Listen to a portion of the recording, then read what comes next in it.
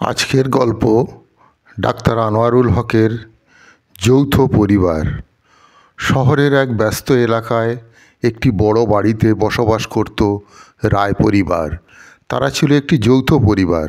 পরিবারের সদস্যরা ছিলেন নানা বয়সী, দাদু দিদিদা, বাবা মা, চাচা চাচি, ভাই বোন আর ছোট্ট কাকিমার ছেলে মেয়েরা।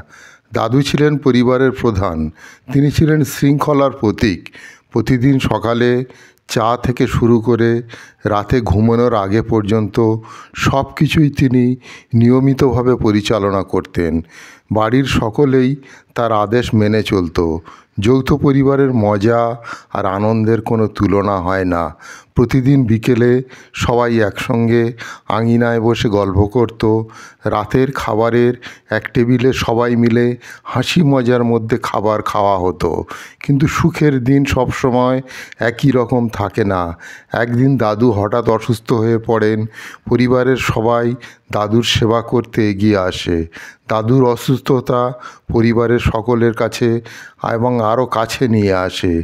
সবাই একসঙ্গে দাদুর যত্ন নেয় আর তার সুস্থতার জন্য প্রার্থনা করে।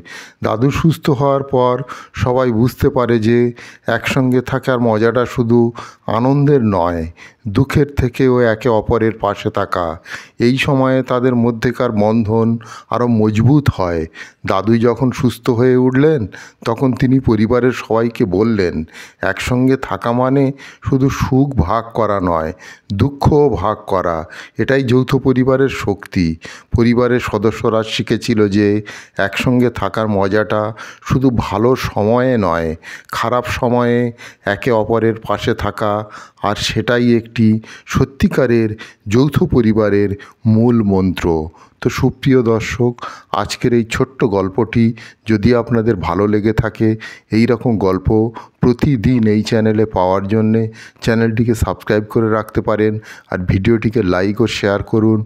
ভালো থাকুন, সুস্থ থাকুন।